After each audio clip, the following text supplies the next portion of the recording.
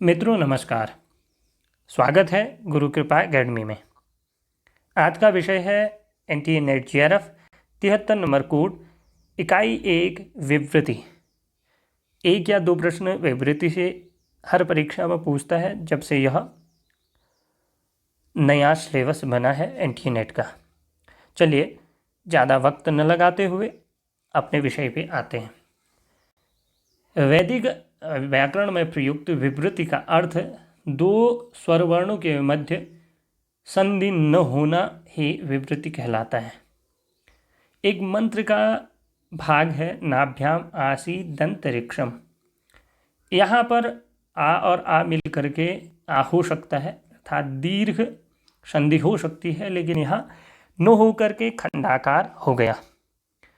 क्यों हुआ? क्योंकि यह विवृति के अंतर्गत आता है, वैदिक व्याकरण के अंतर्गत आता है। इसका क्या विधान है हम आगे पढ़ेंगे।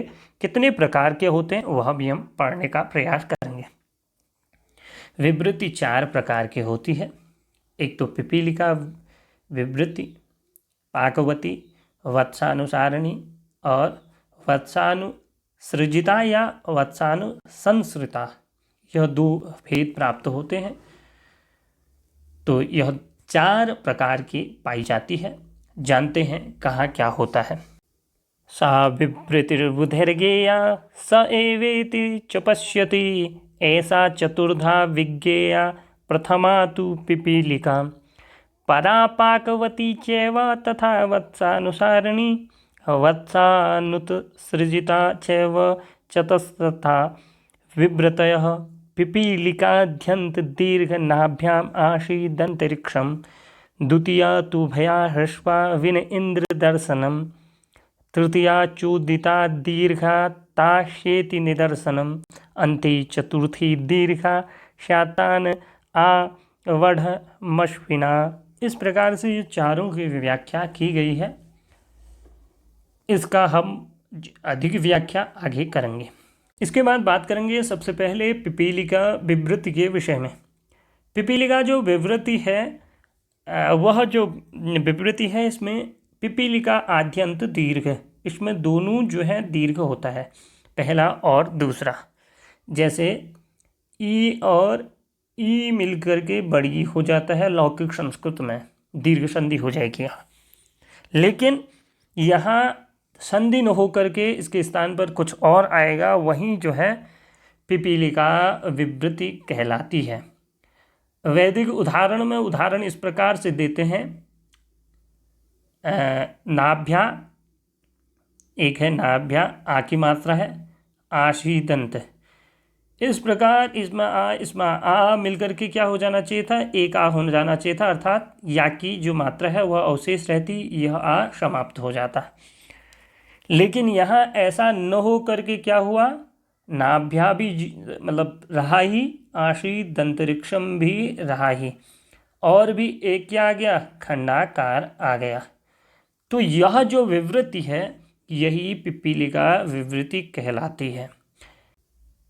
अगली जो विवृति है दूसरे नंबर की वह है पाकवती। यह दूसरे नंबर की है। यहाँ लिखा है कि उभया ह्रस्वा पाकवती द्वितीया। जहाँ दोनों पद जो हैं ह्रस्व होते हैं, लघु होते हैं, वहाँ कौन सी विवृति होती है, पाकवती। यह द्वितीया जो है अर्थात आपको क्रम भी याद होना चाहिए, कई बार परीक्षा में क्रम भी पूछ लेता है। अब देखिए इसमें 9 ह्रस्व है, अर्थात न प्लस अ। यहाँ अ ह्रस्व है, इसमें भी ह्रस्व है। इन दोनों का तो लोप हुआ नहीं, संधि हुई नहीं, और भी बीच में खंडाकार आ गया। इसी स्थिति को क्या कहेंगे हम, आपको इतना छोटा सा याद हो गया, उभया ह्रस्वा पाकवती द्वितीया, तो आपको कुछ करने की जरूरत नहीं है। जहाँ उभय दोनों वर्णों के आपको दिख रहे हैं, आपको उदाहरण पूछा कि विनय इंद्र में कौन सी विवृति है, तो आप सीधे सीधे लगा देंगे उभया ह्रस्वा पाकवती द्वितीया। इससे ज़्यादा याद करने की आवश्यकता ही नहीं है, क्योंकि इतना बड़ा सिलेबस है। ऐसे ही प्रश्न पूछता है। मैं देख रहा था पिछले बार के जो दिसंबर वाला हुआ था, एक उदाहरण दे दिया था, दिसंबर था या जुलाई था, एक प्रश्न देखा था मैंने, तो वह यही प्रश्न था कि एक उदाहरण दे दिया, बोला कि कौन सी विवृति है। तो इसलिए इसमें घबराने की कोई आवश्यकता नहीं है, आपको केवल इतना याद कर देना है, क्योंकि मैंने शॉर्ट प्रयास किया कि जो जिन चीज़ों के लिए मैं जूझता था वो आप न जूझें, आपको आसानी से प्राप्त हो जाए। अगली